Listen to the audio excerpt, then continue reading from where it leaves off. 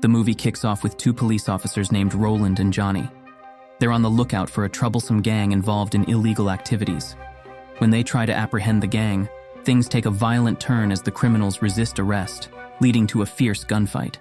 Amidst the chaos, Johnny notices a substantial sum of money that belongs to the gang, and he suggests they take it for themselves, keeping it a secret. Roland, however, is a principled cop and refuses to do anything dishonest, staying loyal to his duty of serving the country. Johnny then claims he was just joking. Later on, as Roland is about to report to their boss, Johnny unexpectedly shoots him. Johnny seizes the money and makes it appear as if the gang had killed Roland. He then calls for police backup, framing the gang for Roland's death. When more officers arrive, Johnny pretends to be devastated, expressing regret that he couldn't protect Roland, whom he considers his best partner. Unbeknownst to Johnny, Roland survives and is hospitalized in critical condition. Johnny plans to finish the job and heads to the hospital.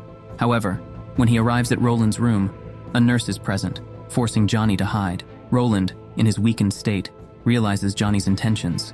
In a clever move, he secretly places Regina, their boss's gun, in his bag. Regina visits Roland in the hospital, unaware of the gun's disappearance. She explains that headquarters intends to retire Roland due to his uncertain recovery and aging. Roland reluctantly accepts this decision. In the following months, he recovers but struggles with boredom since he can no longer work as he used to. Tragically, he learns that his wife and children had died in a car accident. Unexpectedly, a new person enters Roland's life, bringing a new twist to the story. A guy named Connor and his daughter Nikita were getting ready to watch a boxing match. To their surprise, Nikita's boyfriend Mason turned out to be one of the boxers. He emerged victorious, and later that evening, Mason threw a celebration party. Nikita had a great time at the party. When it ended, they left, accompanied by several bodyguards who kept a close eye on Nikita. Things took a frightening turn when they reached the parking lot. Suddenly, a group of kidnappers attacked the bodyguards, attempting to snatch Nikita.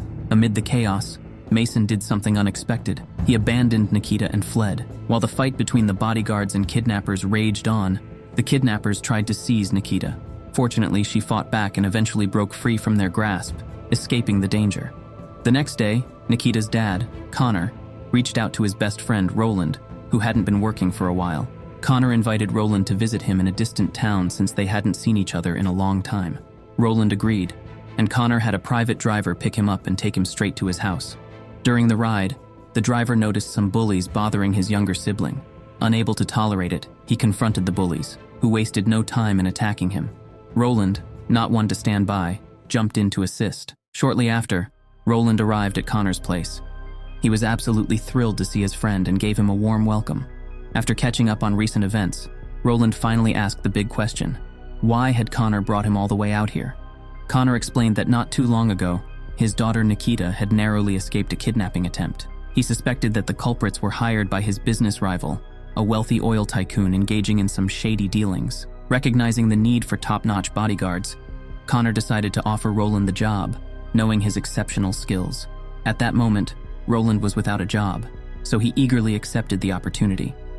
Once they were on the same page, Connor wasted no time introducing Roland to Nikita. To Roland's surprise, Nikita still remembered him from their past interactions when he used to visit with his daughter. Mason was also present since he was at Connor's place. As it turned out, Nikita had forgiven Mason for his hasty departure when the kidnappers had attacked.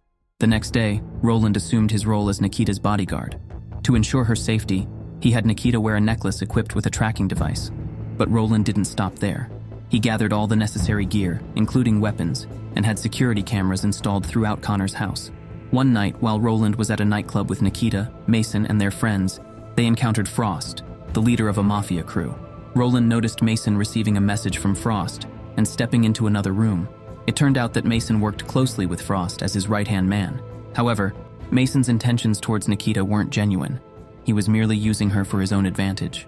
Soon after, one of Nikita's friends got into a confrontation with another guy, and things escalated quickly.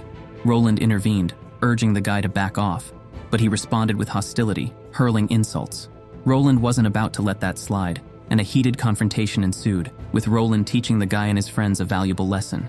Roland swiftly grabbed Nikita and escorted her away, but Mason arrived, clearly upset. As it turned out, the guys who got into the scuffle were Mason's buddies. Luckily, Nikita had Roland's back and defended him. The very next day, Roland met up with Simon, a detective he used to be close to in the past. Roland's curiosity led him to inquire about Cross, the big-shot boss who had Mason under his wing. Simon spilled the beans, revealing that Cross was a significant figure in the world of organized crime, with suspicions ranging from illegal fight smuggling to kidnappings. The FBI had been monitoring him for a while but lacked concrete evidence.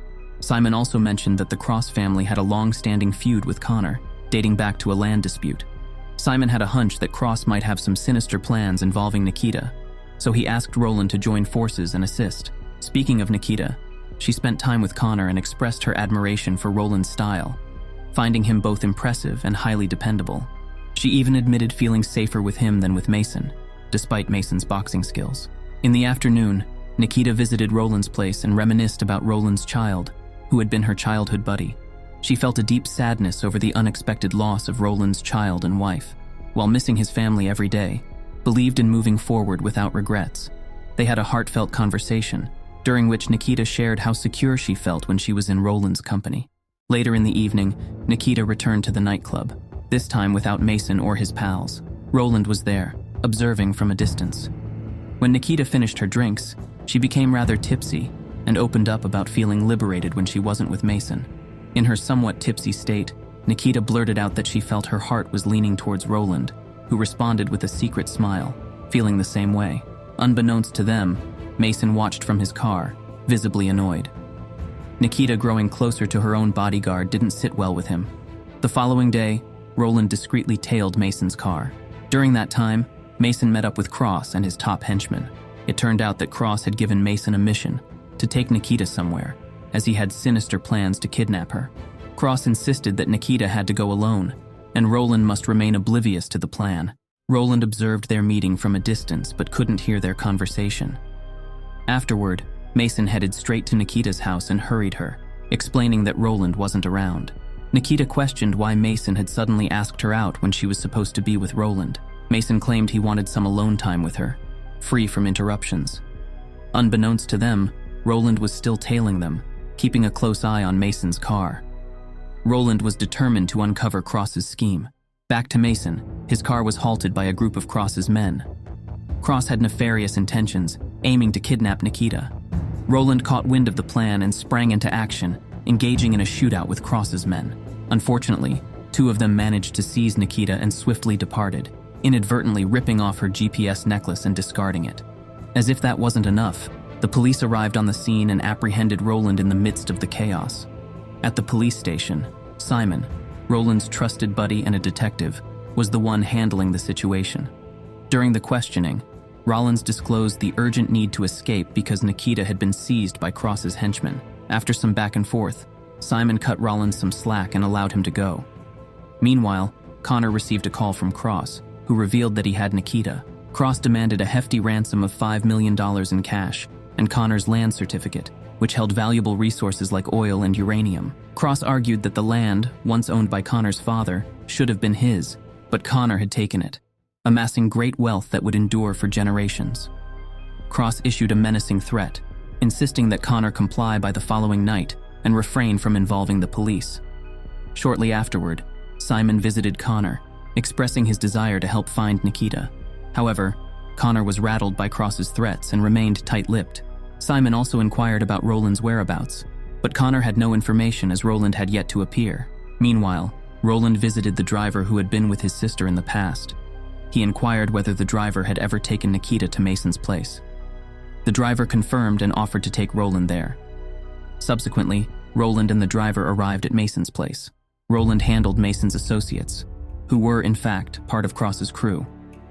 Roland pressed Mason to disclose Nikita's location, promising not to harm him. Mason agreed, and Roland finally learned where Nikita was. Back at home, Roland met up with Connor, informing him that he knew Nikita's whereabouts. However, Connor urged Roland to remain discreet and avoid rushing in. Connor was deeply concerned for Nikita's safety and planned to meet Cross's demands, so long as Nikita emerged unharmed. He feared involving anyone else might jeopardize her life. As time ticked away the next night, Connor was determined to provide Cross with everything he demanded, no strings attached. Meanwhile, behind the scenes, Nikita remained captive in Cross's grasp, feeling the weight of her situation intensely. Mason's involvement in the unfolding events became apparent.